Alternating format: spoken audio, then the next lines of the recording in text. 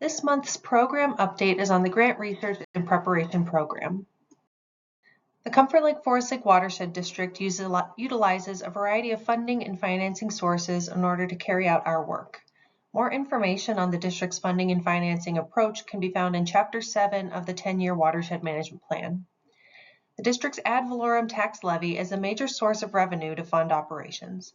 The Board of Managers sets this amount each year, and the counties distribute levy settlements in two main installments to the district in July and November of the applicable fiscal year, and a smaller final levy settlement in February of the following year.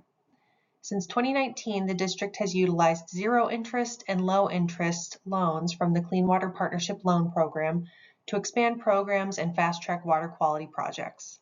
To date, the district has taken out 4 loans, cumulatively totaling $4.5 million, and repayments are spread out between 2022 to 2034. Grants have been a large part of the district's success in water quality improvement, especially over the last 10 years. Grants will continue to be a critical component of program and project implementation into the future. The Board of Managers is the decision maker when it comes to deciding the district's levy, deciding how much debt to take on, and authorizing grant contracts greater than $40,000. Grants are contracts between the district and the granting agency in order to complete an agreed upon amount of work. In order to be eligible for funding, work must be completed within the grant contract. This comes with restrictions, as some expenses are not grant eligible. Work cannot begin until after the grant agreement is executed, and work must be completed and funds expended before the grant agreement expires. Most granting agencies want their funds to go toward measurable on-the-ground projects. The district has applied for unrestricted grants in the past from agencies that offer them, but to date has not been successful. Most grants require match funding, which can be in the form of a cash match or in-kind staff hours. The district has a staff of 11 full-time employees, and staff time spent managing projects and performing project tasks can usually cover most, if not all, of our match requirement. I'll provide some specific examples later in this presentation. It is possible to leverage multiple grants in order to minimize the district's local spending on a project, and there are a lot of factors at play in such a scenario. One example I want to spend a moment on is the Sunrise River Highway 61 Wetland Enhancement Project. When the district originally developed this project and applied for a Clean Water Fund grant in 2019, the estimated project cost was $600,000, and the Clean Water Fund grant was intended to cover 80% of the total project cost, with the district providing the minimum match of the remaining 20% of the total project cost, or 25% of the grant amount. After completing the feasibility study, design, adjacent landowner coordination, and project bidding, the project cost increased by $1 million from its initial estimate. This was primarily due to the project construction bids coming in higher than originally estimated. Some of the factors playing into this included the COVID-19 pandemic, inflated materials costs, and unexpected soil conditions unearthed during the feasibility phase. In order to allow the project to move forward, the district applied for 2 more grants to fund construction, from watershed-based implementation funding and Section 319 Small Watersheds Focus funding. Funding from both sources was limited and still did not cover the entire project cost. The district utilized the Clean Water Partnership loan to finance the remaining balance, which ultimately amounted to 45% of the total project cost. There are always unknowns and unexpected issues that arise when constructing large projects like this, but this project had more issues arise than normal.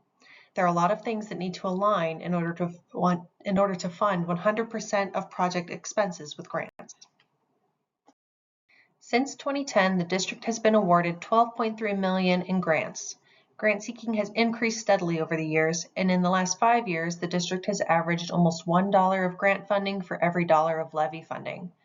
Grants have been critical to achieving water quality and watershed resiliency outcomes, including 3,200 pounds per year of phosphorus removal, sediment reductions, wetland habitat restoration, flood storage creation, groundwater protection, and other wildlife habitat benefits such as pollinator plantings. The Clean Water Fund competitive grants have been especially critical for our projects, particularly the Projects and Practices Grant Program, from which the district has received $6.7 million since 2014. Competitive grants like this come from a statewide pool of funding, and the district has been able to direct a significant portion of that funding toward work in our area.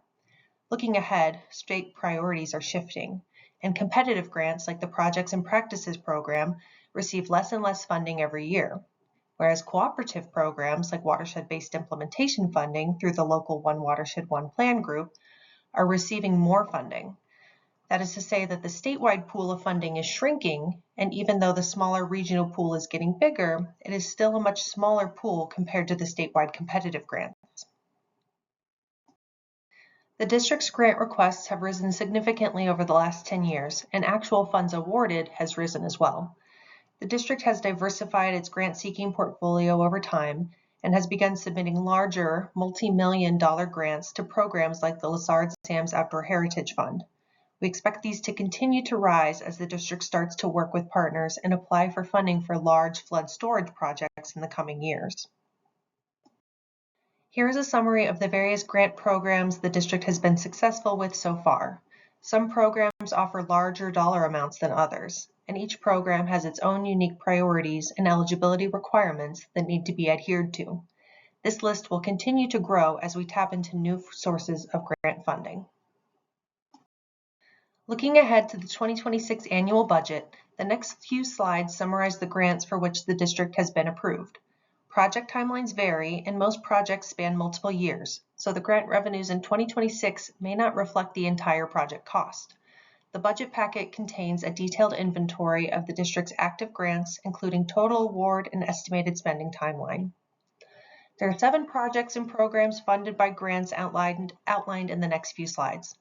I will provide a few key notes on each one, and if there are questions or managers would like more information, we can discuss during the board meeting on September 11th.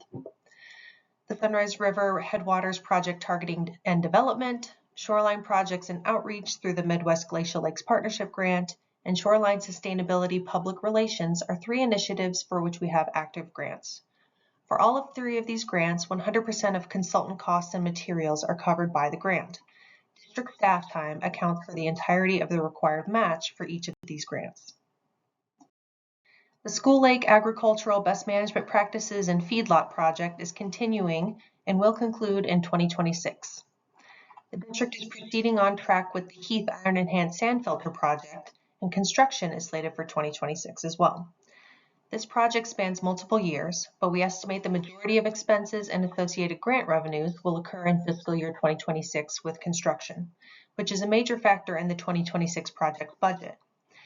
This is a $1.6 million project. To put that into perspective, the cost of this one project is higher than the district's entire budget in 2015. This speaks to the amount of expansion and increased activity level the district has undergone in the last 10 years. And project costs vary from year to year. The district has completed one or more major projects every year over the last 10 years. It has been a continuous cycle of one project after the other, with 2 projects often occurring in a single year. This requires a great deal of coordination in order to line up one or more grants and to make sure that the timing works and all expenses are meeting the eligibility requirements. Looking ahead, project expenditures will vary each year depending on a wide variety of factors, such as project feasibility, partner participation, landowner willingness, and grant availability.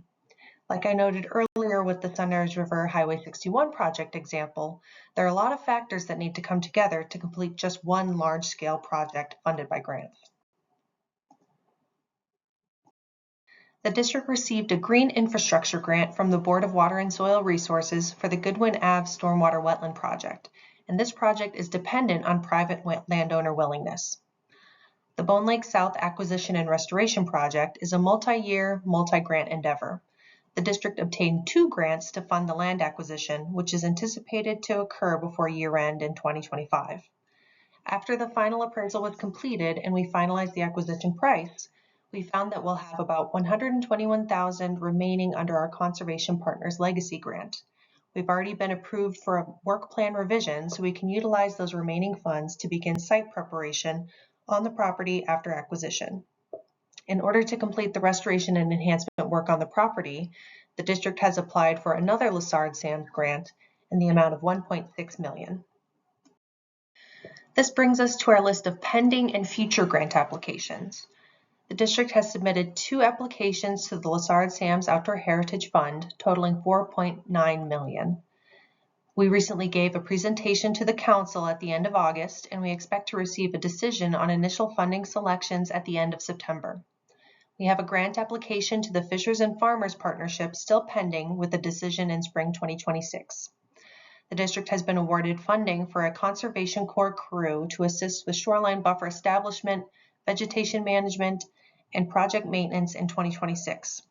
The district's application is still pending for a temporary Conservation Corps technician placement in 2026. We've worked closely with the City of Wyoming and Chisago SWCD to help the city apply for enhanced street sweeping incentives through the Lower St. Croix watershed-based implementation funding for 2026. The district has additional grant applications in progress and slated for submittal later this year or early next year. These would fund a variety of programs and projects, including natural shorelines, regulatory review, floodplain resilience project development, and aquatic invasive species prevention and management. The final slide in this presentation is a brief look ahead at project planning and grant seeking over the next year. While the RFPs for many grant programs are not yet released, staff are in communication with a variety of granting agencies so we can anticipate when the next round of funding may be available for a given grant program. Staff are tracking these timelines closely and coordinating among internal staff and with consultants to line up proposals. This concludes the presentation. Managers may ask questions during the September 11th regular board meeting.